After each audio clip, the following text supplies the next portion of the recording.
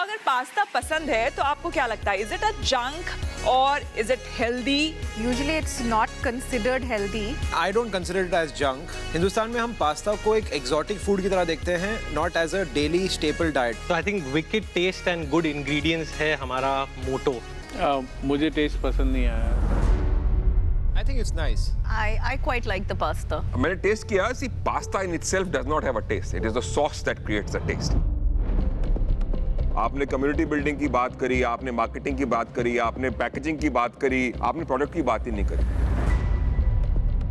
आपका ये स्टेटमेंट है कि अमेज़ॉन पे आप फास्टेस्ट ग्रोइंग ब्रांड है। 14 लाख का टर्नओवर में अगर फास्टेस्ट ग्रोइंग ब्रांड आप बन सकते हो तो सोचो मार्केट कितना छोटा है। It depends on the category. जो पास्ता कैटेगरी है वो हम इंडिया और ग्लोबली आपका ओरिजिनल जो पिच था, पहला प्लान जो पहला आपने रेस किया था ग्लोबल के लिए, इंडिया एंड ग्लोबल बोथ के लिए। बिना विलंब किए हुए मेरे को प्रोडक्ट और प्रोडक्ट की मार्केटिंग का रेशियो बिल्कुल समझ में नहीं आ रहा है। So I would like to stay out of it.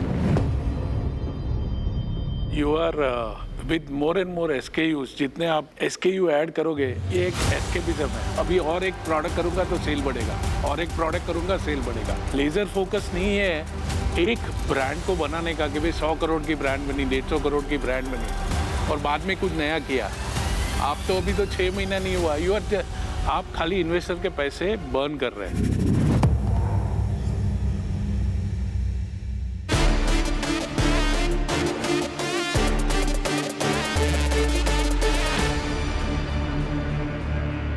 आप लोग ये बताइए, आप में से कौन कौन है जो कि पास्ता प्रेमी है? Who likes pasta? मेरे को अरे वाह, क्या बात है, महावीर जी को छोड़कर। नहीं, उनकी उम्र के हिसाब से वो पास्ता वास्ता नहीं खाते, वो दाल चावल वाले आदमी, उनको छोड़ दीजिए। अच्छा, तो अगर पास्ता पसंद है तो आपको क्या लगता है, इज इट अ जंक और इज इट हेल्दी? क्या लगता है आपको? usually it's not considered healthy.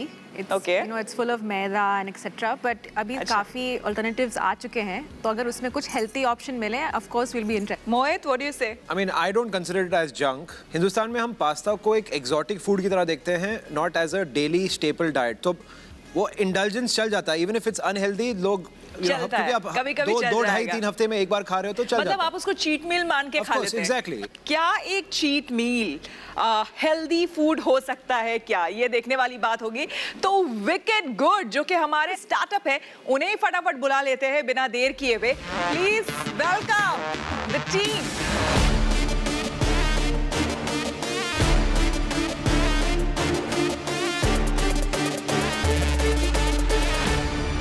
Lunch time. Yeah, lunch time. Perfect time. आलू ओलियो नहीं Thank था you क्या? so much.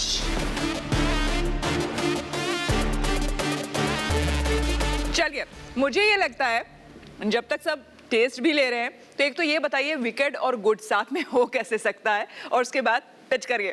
तो I think wicked taste and good ingredients है हमारा मोटो, क्योंकि टेस्ट बहुत ही अच्छा होना चाहिए और क्योंकि हम जेनजी और यंग मिलेनियल्स को टारगेट करते हैं, उनके लिए विकेड शब्द बहुत ही अच्छा स्लैंग है।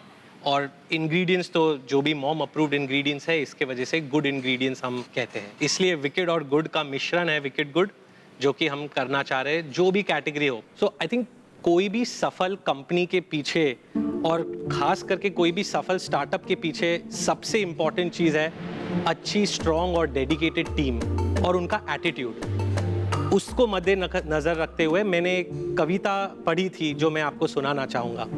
असफलता एक चुनौती है, स्वीकार करो, क्या कमी रह गई है देखो, सुधार करो, जब तक ना सफल हो चैन की नींद त्यागो तुम, संघर्षों का मैदान छोड़कर मत भागो तुम, क्योंकि कुछ किए बिना ही जय जयकार नहीं होती, कोशिश करने वालों की कभी हार नहीं होती। क्या बात, वाह वाह वाह वाह। और यही जो कविता है ये हमारे कंपनी के DNA में इनग्रेन्ड है, क्योंकि हम चाहते हैं हर एक एम्प्लॉई या हर एक पार्टनर जो भी हमारे साथ जुड़े वो इसे याद रखे।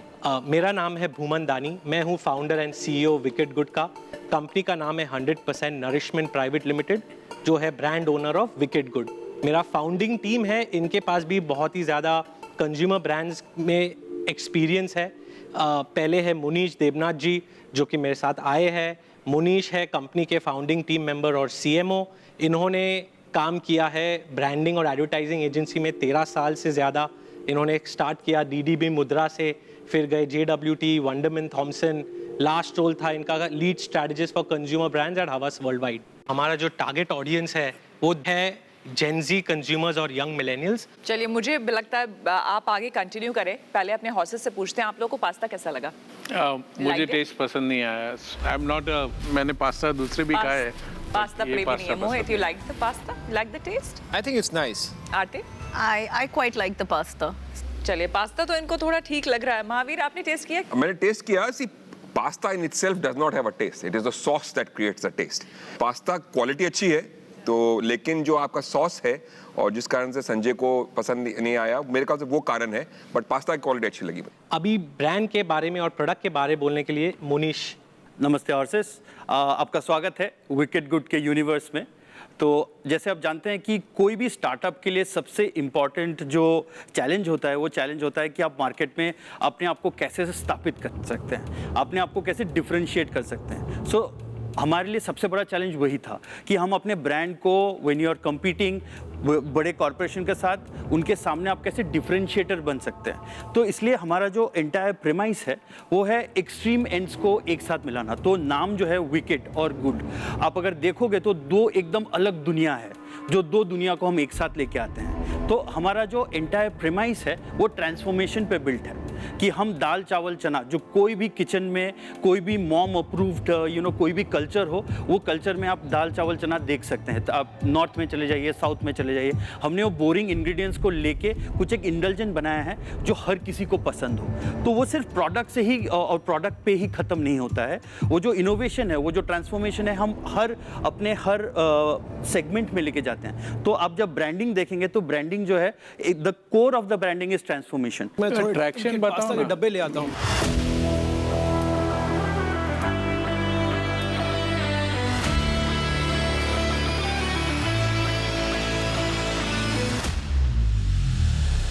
अब ये बताइए कि व्हाट डज इट मीन? इनको कुछ सिग्नल आप दे रहे हैं? क्या कर रहे हैं आप? नहीं, हमने काफ़ी D2C ब्रांड्स में इन्वेस्ट किया हुआ है, तो for me the packet is very important. Packaging जो है कितनी विजुअली अपीलिंग है, बहुत प्यारी पैकेजिंग है आपकी। But also what is important है कि आप ये कहाँ से और किससे बनवा रहे हैं। तो मैं वो उस पर चेक कर रहा हूँ कि ये मैन्युफैक्चरिंग जो कर रहे हैं गुस्तोरा फूड्स वाले, इनका क्या जेनेसिस है ये, और कौन से ब्रांड्स के लिए बना रहे हैं। तो वो मैं उसके बारे में ज़रा पढ़ना चाहता हूँ, इसलिए मैं लाया था। क्वेश्चन है। तो before I answer that question, I think pasta सिर्फ शुरुआत है। हम comfort food as a category देख रहे हैं जिसमें पास्ता, नूडल्स, मॉल्टेड बेवरेजेस और बहुत सारी कैटेगरीज होंगे। Okay, thanks. Actually, What's your traction? yeah, Sanjay and I want to know your traction. हमने शुरू किया सेल करना अक्टूबर 2021 में। मार्च 2021 हमने क्लोज किया अबाउट 14 लाख नेट रेवेन्यू में। मार्च 22 सॉरी। तो इसमें आपका लॉस कितना था? बर्न रेट क्या है? बर्न रेट होगा अप्रॉक्सीमेटली 25 लाख रुपया। नेट बर्न आपका 25 लाख रुपए का? करेक्ट। मंथली। Annually monthly? क्यों? मुझे भी लग रहा था कि आप एडवर्टाइजमेंट एजेंसी ज्यादा हैं और प्रोडक्ट के बारे में तो आपने बात ही नहीं करी। आपने कम्युनिटी बिल्डिंग की बात करी, आपने मार्केटिंग की बात करी, आपने पैकेजिंग की बात करी, आपने क्रिएटिव एड फिल्म दिखाई, आपने प्रोडक्ट की बात ही नहीं करी।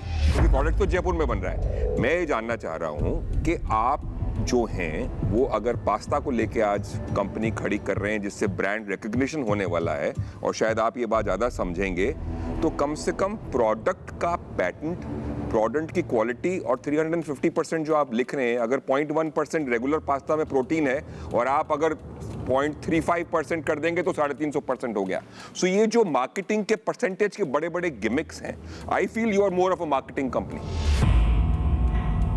You are branding and your thought process is right कि हमको बहुत सारे प्रोडक्ट लाने हैं। मेरी समझ में ये नहीं आ रहा है कि आज तक आपकी जो टर्नओवर है, जो वैल्यूएशन है, जो फंड रेज किया है, वो खाली पास्ता की स्केलेबिलिटी पे किया कि बाकी प्रोडक्ट्स की स्केलेबिलिटी पे भी किया है? वेल, आई थिंक कोई भी फंड रेज होता है फ्यूचर कैश फ्लोज के हिसाब से, तो ऑब्वियसली दूसरे कैटेगरीज को भी मद्देनज़र किया होगा इन्वेस्टर्स ने जब वो लोग ने इन्वेस्ट किया। लेकिन आपका आंसर करने की प्रोडक्ट के बारे में अब मैं बात ही करने वाला था। हमारा जो पास्ता है ये बनता सिर्फ गुस्तोरा में है, लेकिन इसको बनाने के लिए हमें 6 महीने लगे। 6-7 महीने की हमने बहुत मेहनत करके इसको बनाया है। एवरी फूड प्रोडक्ट एंटरप्रेन्योर के घर में शुरू होता है। तो पहले मुझे ग्लूटेन इंटॉलरेंस खुद है, तो मैं ऑलवेज देख रहा था कि ऐसे प्रोडक्ट्स में मार्केट में लाऊं, और क्योंकि मुझे ऐसा सोल्यूशन इंडिया में अब तक मिला नहीं, तो मैंने सोचा मैं अपने किचन में थोड़े एक्सपेरिमेंट्स करूं। तो मैंने फ्लावर्स लाए, दाल फ्लावर बनाया, कीनुआ का फ्लावर बनाया, जवार का फ्लावर बनाया और मैंने मिक्स एंड मैच शुरू किया। तब जाके जब मुझे थोड़ा बहुत पास्ता जैसा टेक्सचर और टेस्ट मिला, तब मुझे लगा कि अब यहाँ तक ठीक था, लेकिन अगर इसको नेक्स्ट लेवल तक लेना है तो अभी हमें फूड साइंटिस्ट की ज़रूरत होगी। तब जाके आए रिंका बैनर्जी पिक्चर में, फिर उनको भी कन्विंस करना, क्योंकि वो एडवाइजर इन्वेस्टर भी है हमारे कंपनी में। मैं प्रोडक्ट के बारे में आप मुझे बताओ, आपने जो R&D किया, राइट, वो आपने R&D गुस्तारा को दिया? नहीं, R&D गुस्तोरा को नहीं दिया, उसको उनको मिक्स फ्लावर जाता है, वो सिर्फ फैब्रिक मतलब वो प्रोडक्ट बनाते हैं। फ्लावर मशीन में जाता है, पास्ता मशीन से बाहर आता है, दैट इज गुस्तोराज रोल। तो आपका USP वो मिक्स्ड फ्लावर है। Exactly sir, correct? यस। तो अब उसमें जो प्रोटीन है Correct. या जो और जो चीजें आप कह रहे हो इसमें है, Correct. मिनरल्स एंड विटामिन, तो व्हाटएवर, जो रेगुलर पास्ता होता है उसमें 85% कार्बोहाइड्रेट्स होते हैं, उसमें अबाउट 10 to 12% प्रोटीन होता है और अबाउट 2 to 3% फाइबर होता है। जो हमारा पास्ता है इसमें सिर्फ 68% कार्ब्स है, इसमें 14% फाइबर है और 18% प्रोटीन है। बहुत अच्छी बात है, मेरे को उसमें कोई तकलीफ नहीं है। तो आपको नुकसान क्यों हो रहा है? प्रोडक्ट की प्राइसिंग में इशू है, मार्केटिंग में इशू है? जो मार्केटिंग में हो रहा है नुकसान, मतलब जब आपके पास USP है, आपने पेटेंट अप्लाई कर दिया है और कोई बना नहीं पा रहा है, तो ऐसा तो नहीं है कि ऐसी चीज़ बनाने की कोशिश करें जिसकी मार्केट बड़ी है ही नहीं, बिकॉज मुझे इस दिन मैगी खानी है तो मुझे जंक ही खाना है, जो मेरा चीट डे है वो मेरा चीट डे है, तो मुझे परवाह नहीं है जो आपने इतनी मेहनत करके चीज़ बनाई। क्या ये संभावना है कि ये संभावना नहीं है? नहीं, अब छठे महीने में हमारा रेवेन्यू ऑलरेडी स्केल हो चुका है 14 लाख सिर्फ D2C चैनल्स पे, तो मेरे हिसाब से जो ट्रैक्शन हमें मिला है वो काफ़ी अच्छा है। थोड़ा बेटर ऑब्वियसली इम्प्रूव हो सकते हैं।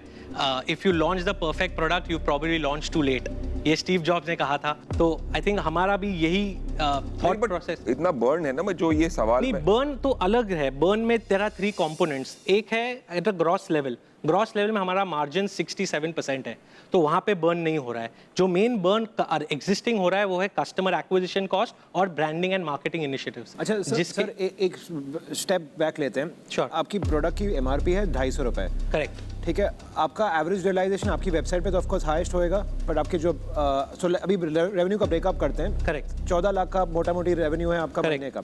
इसमें आपकी वेबसाइट पे कितना आता है और ऑनलाइन मार्केट प्लेसेस में कितना? 35 to 40% ओन वेबसाइट है और 65 to 70% 60 to 65% मार्केट प्लेसेस तो है। जो मार्केट प्लेस है वहाँ पे आप 30% देते होगे as Correct. Commission Correct. Fees, Correct. Plus logistics मिला के अराउंड 40% तो थोड़ा कम होता है थोड़ा उसमें। कम, और डिस्काउंट टू MRP भी होगी। हाँ, क्योंकि हमारा PO बेस्ड मॉडल में होता है, तो 23, 25, 26, Amazon सिर्फ अबाउट 30, 32 तक जाता है, बाकी के जो है वो बिटवीन 20 and 25% है। ठीक है, तो 14 लाख में से आधे से ज़्यादा रेवेन्यू जो आपकी वेबसाइट पर है वो हाई ग्रॉस मार्जिन बिजनेस है, 67% वाला। Correct. जो बाकी का बचा आधा है वो मार्केट प्लेसेस पे आता है जिसमें ग्रॉस मार्जिन थोड़ी कम है पर उसमें विजिबिलिटी ज़्यादा है आपकी। Correct. ठीक है, पर नेट आप फिर भी मेरे ख्याल से ब्लेंडेड एक 25% की मार्जिन बनाते होगे सब दोनों मिला के।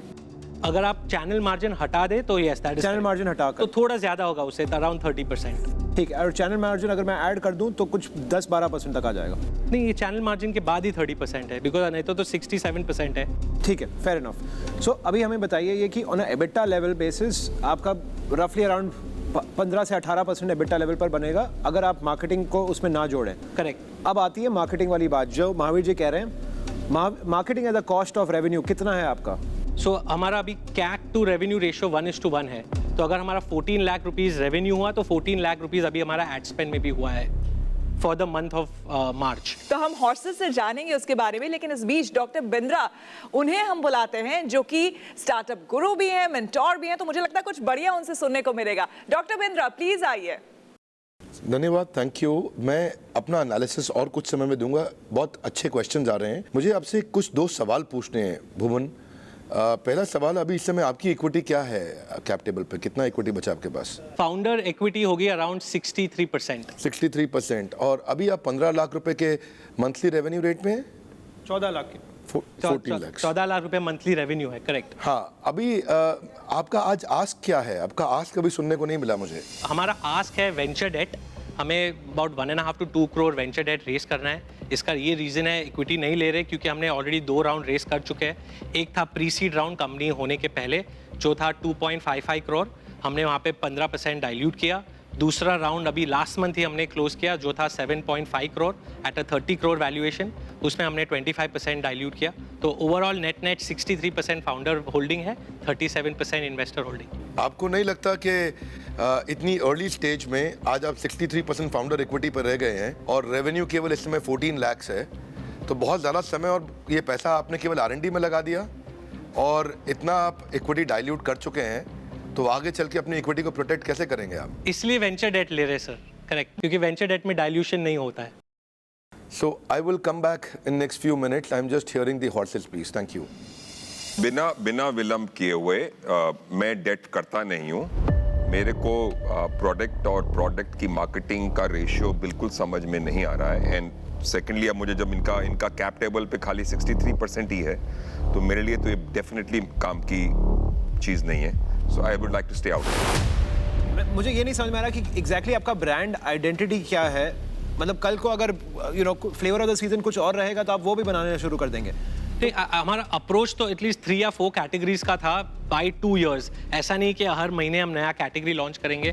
हमने ये लॉन्च किया था अक्टूबर में, अभी हम एक और कैटेगरी 6 महीने बाद अप्रैल मई में लॉन्च कर रहे हैं। इसके बाद जो कैटेगरी जो है मॉल्टेड ड्रिंक्स, उसको भी उतना ही हम टाइम देंगे, बिकॉज हमें रश करके नहीं करना है। हमें थोड़ा बहुत शेयर का भी देखना है, लेकिन एट द सेम टाइम हमें स्केल भी देखना है। हमारा एम्बिशन है 1000 करोड़ ARR कंपनी बनाना नेक्स्ट 5 इयर्स में। और अगर हमें you are with more and more SKUs, जितने आप SKU ऐड करोगे, ये एक एस्केपिज्म है कि मेरा ये अभी और एक प्रोडक्ट करूंगा तो सेल बढ़ेगा, और एक प्रोडक्ट करूंगा सेल बढ़ेगा। लेजर फोकस नहीं है एक ब्रांड को बनाने का कि भाई 100 करोड़ की ब्रांड बनी, 150 करोड़ की ब्रांड बनी और बाद में कुछ नया किया। आप तो अभी तो 6 महीना नहीं हुआ, आप खाली इन्वेस्टर के पैसे बर्न कर रहे हैं। That's what in a single statement if I have to say, so many, इतने सारे SKU, उसके ऊपर आप नूडल्स और सब ऐड कर रहे हैं। 5 SKU है सर। नहीं, वही 5 SKU सिर्फ नहीं होते, 5 SKU होते हैं।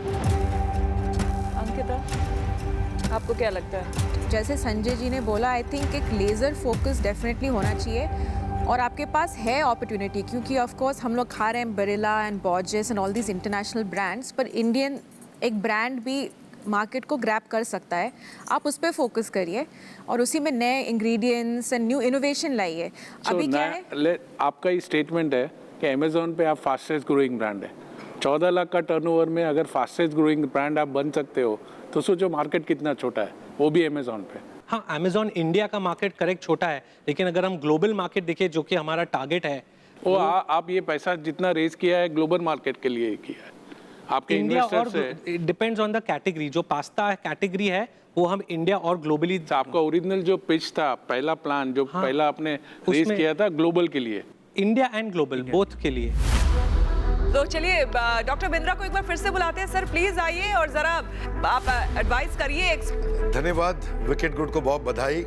मार्केट आपने बहुत अच्छा चुना है। हर माँ है परेशान, ढूंढ रही है न्यूट्रिशन का रास्ता।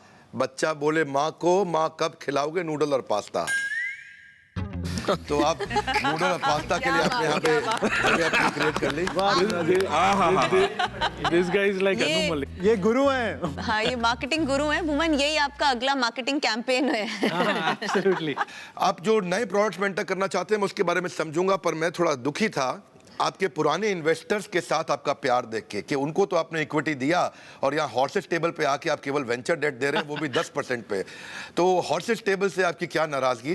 क्या आप हमारे हॉर्सेस को अपसाइड नहीं देना चाहते हैं और अब जो आपने कर दिया पुराने इन्वेस्टर्स के लिए करना चाहते हैं? आगे मैं बात करूंगा, आपको डिस्ट्रीब्यूशन स्ट्रैटेजी पे काम करना पड़ेगा, क्योंकि ये अदरवाइज टॉप 20 सिटी ब्रांड रहने वाला है। ये 20 शहरों के आगे नहीं जा पाएगा ब्रांड। करेक्ट। तो आपको अपनी डिस्ट्रीब्यूशन स्ट्रैटेजी पर काम करना, आपकी ग्रोथ का बन जाएगा रास्ता। अगर हर दुकान में बिका आपका पास्ता तो आपको पहुंचाना पड़ेगा उसको। Eye level is buy level, उसकी विजिबिलिटी बढ़ाइए। अगर ये रहा healthy with no compromise on taste, एक भी पैकेट नहीं होगा वेस्ट। धन्यवाद। ये जिस तरह से बिंद्रा जी ने कहा, राइट, कि आई थिंक आपकी कोई नाराज़गी है हमसे कि बहुत ही लिमिटेड अपसाइड, तो मैं कहूँगा ही नहीं इसको, ये तो मतलब पार वैल्यू पर आपने हमें आके कोई डील ऑफर की है। Venture debt as a product any which way हमें डाइजेस्ट नहीं कर पाते हम ठीक से, पचता नहीं है। अगर आप इक्विटी डाइल्यूट करेंगे या सेकेंडरी ट्रांजैक्शन करेंगे प्रीवियस वैल्यूएशन पे, तब एटलीस्ट मैं इंटरेस्टेड हूँ। I am also not interested in venture date.